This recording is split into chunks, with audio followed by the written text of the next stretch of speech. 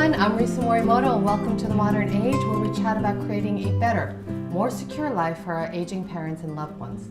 Be sure to click on that subscribe button and the little bell so you're sure to be notified when new episodes are uploaded. Today, I'm going to mix things up a bit. I want to talk to you directly about one of the things we are actually very brilliant at avoiding, and that's starting that conversation with mom or dad, husband or wife, brother or sister, or any loved one about how they want to live in the event of an illness or accident that causes them to lose their independence. Then there's also the other conversation about what they want the end of their lives to look like. So as a sending off to 2018, I thought it would be a great idea to put this out there. It's not something that you need to do in one sit-down setting. I think that's actually probably too ambitious, but it's a series of conversations. And the upside, when shit hits the fan, you're going to know exactly how they want to be cared for and treated. Some people are very clear about what they want, that would be me, and others not so much. It's okay not to know, but it's good to think about these things because you really, really, really don't want critical life decisions about your life to be in the hands of somebody else.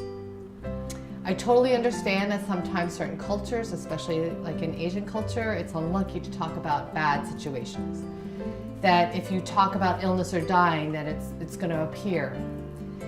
But we have to strike a balance, right? Because the alternative, having someone you love get sick and not knowing how they want to be cared for, is worse. So in 2019, I would love for you to start your care plan.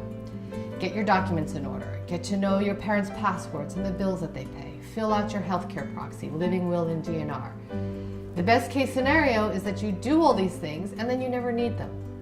But I 100% assure you that if anything does happen, you're going to be eternally thankful that you did them when everyone was healthy. If you or a loved one is over 65, you actually have a 70% chance of getting a chronic illness. So the odds are you're going to need some sort of care plan. The first step is to initiate that discussion. So I've come up with 5 tips and ways to start that conversation. Number 1, talk about your own wishes openly. My independence is of the utmost importance to me. With my experience being a caregiver all these years and watching disease take over my parents' lives, I made the decision a long time ago that I do not want to take any extreme measures. I signed my DNR. I believe in death with dignity. People may think you're crazy at first to openly talk about these private thoughts, but what I have found is that it allows others the room to think and then eventually open up about what they want without judgment or shame. It's important to never show judgment no matter what their wishes are. The main objective is to just listen and know how they want to live in their later years, especially if illness sets in. Number 2, if there's a member of your family, a parent or spouse, an aunt, uncle, who you need to talk with, but you're not quite sure who the best person would be, then I suggest having a family meeting. You might think that the person with the closest relationship would be the obvious choice, but I actually think it's better to designate the person who has the least judgmental relationship. And it might not be that obvious. It may not even be one of the children. You want the person who's not going to bring the baggage and emotion to the conversation. Someone who's going to be able to ask questions and be a good listener. For example, in our family, well, I've talked to my mom countless times about her end-of-life wishes. We often have my husband talk to my parents about sensitive issues. We actually decided that since he doesn't come with the baggage that we did, he was most likely to get answers, especially from my dad, and it works. So whatever works. Number 3, if you saw something on TV, read an article, know someone who recently passed away or got sick, it's often a good opening to talk about that situation and ask them how they would want to be treated if that were to happen to them. For example, poor Tammy, I feel terrible that she had to go through all that. I don't think I would want that for myself. What would you do? Of course, everyone's personalities is different, but asking open-ended questions, the who, what, where, how, why, these types of questions prompt conversational answers. You want to avoid the yes-no scenario. And again, listen for openings.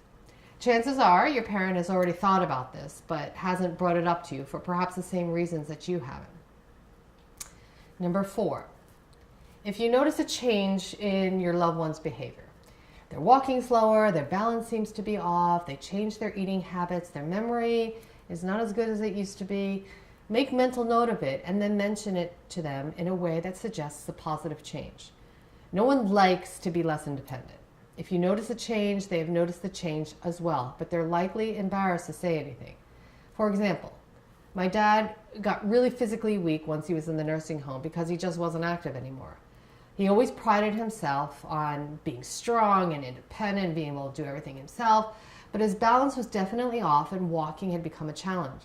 So instead of focusing on what he could no longer do, I just put the walker in front of him and said, "This is super helpful," and didn't make a big deal out of it. And then all of a sudden he started using it. If you bring positive solutions, they're more likely to open up.